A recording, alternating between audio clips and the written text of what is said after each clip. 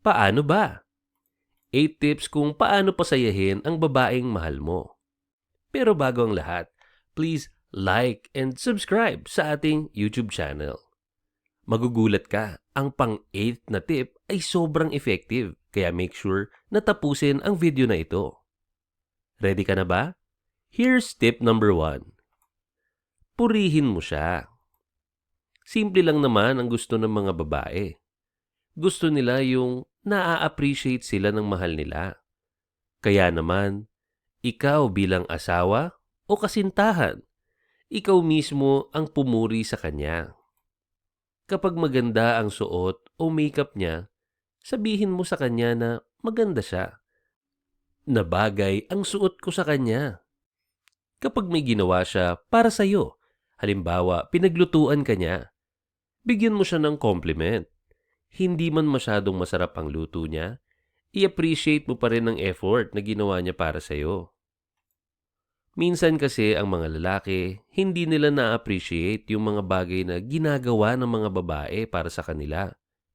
Sila pa yung unang bumibiro dito. Kaya naman, ito rin ang nagiging dahilan sa pagkawalan ng confidence niya. Kasi yung partner niya ay ang unang nambaba sa kanya. Sa ating tip number 2, magsabi ka ng I love you. Karamihan sa mga lalaki, hindi masyadong expressive sa salita. Minsan kapag naging boyfriend na sila o asawa, nakakalimutan na nilang magsabi ng I love you.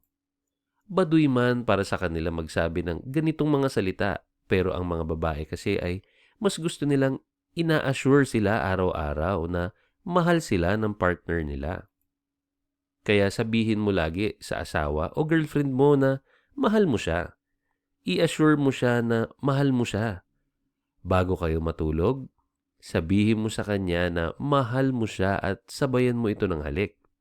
Siguradong masayang matutulog ang misis o girlfriend mo dahil sinabi mo sa kanya ito. Sa ating tip number 3, i-share mo ang feelings mo sa kanya. Kaugnay sa pagsasabi ng I love you, ang mga lalaki ay hindi rin mahilig mag-express ng nararamdaman nila. Kaya karamihan sa mga lalaki ay ayaw nilang pinag-uusapan ng feelings nila. Pero ang babae kasi, mas na-appreciate nila kung sinishare ng lalaki sa kanya ang feelings niya. Sa pamamagitan nito, nararamdaman ng babae na pinagkakatiwalaan mo siya at nafe-feel niya na parte talaga siya ng mundo mo. Masaya siya na malaman kung ano yung mga nagpapasaya sa'yo. Yung mga childhood memories, pati yung mga bagay na kinatatakutan mo. Kaya naman bilang partner, huwag kang matakot na mag-share ng kahinaan mo sa tuwing nag-uusap kayo. Masaya sila na nakikilala ka nila. And para sa ating tip number 4, iparamdam mo na espesyal siya. Moderno na ang panahon ngayon at magkapantay na ang lalaki at babae. Ngunit hindi ito nangangahulugan na ayaw ng babae na ginagawa silang espesyal. Sabihin man nilang hindi nila kailangan ng proteksyon ng lalaki, yung totoo, gusto pa rin ng mga babae na pinagtatanggol at pinoproteksyonan sila. Kaya, iparamdam mo sa kanya na importante at espesyal siya sa'yo. Pagbuksan mo siya ng pinto, payungan mo siya. Sunduin mo siya sa trabaho o eskwelahan niya. Bigyan mo siya ng oras at atensyon. Sa ating tip number 5, bigyan mo siya ng regalo o surprise. Bigyan mo siya ng regalo o sorpresahin mo siya.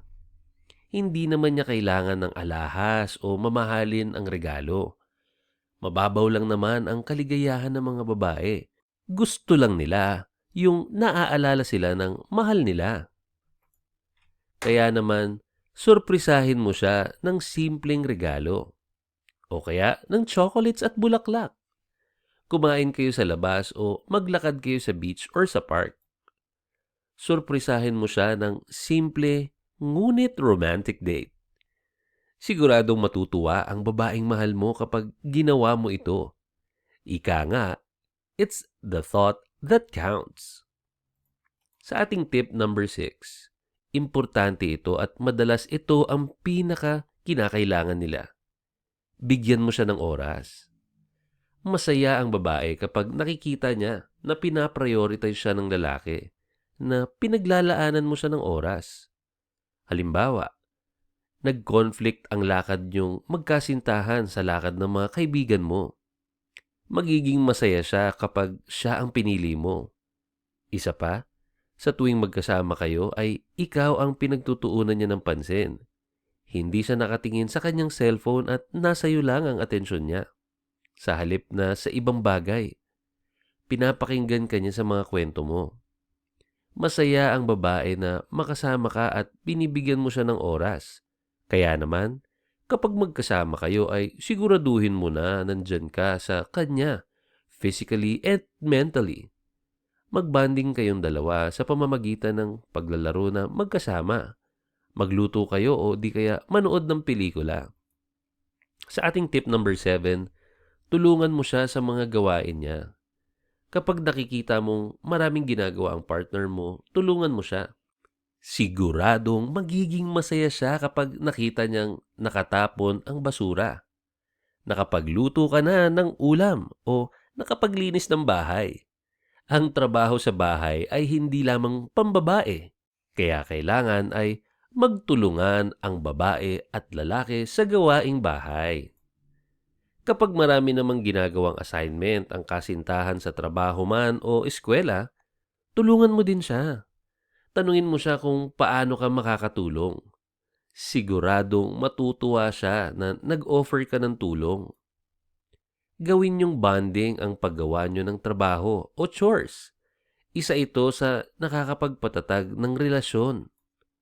Sa ating tip number 8, ito ang sabi ko na ilan sa mga pinaka-effective na tip sa video na ito. At maraming salamat dahil tinapos mo. Ito na ang tip number 8. I-treat mo siya kapag siya ay pagod o masama ang pakiramdam. O, di ba? Sobrang effective nito. Kaya kapag nakita mong stressed siya sa trabaho, bigyan mo siya ng massage. Masahihin mo ang ulo at likod niya. O kahit ang kamay na lang. Kapag kaya ng budget mo, magpamassage kayo sa spa. Isa sa mga nakapagpawala ng pagod ay ang pagkain. Isipin mo kung ano yung mga comfort food niya. Pwede mo ring siyang paglutuan o pakainin sa restaurant para maibsan ang pagod o stress niya. Kapag masama naman ang pakiramdam niya, halimbawa, may dysmenorrhea siya, alagaan mo siya. Bigyan mo siya ng mainit na chocolate drink o bigyan mo siya ng chocolates. Pwede mo rin siyang bigyan ng breakfast in bed.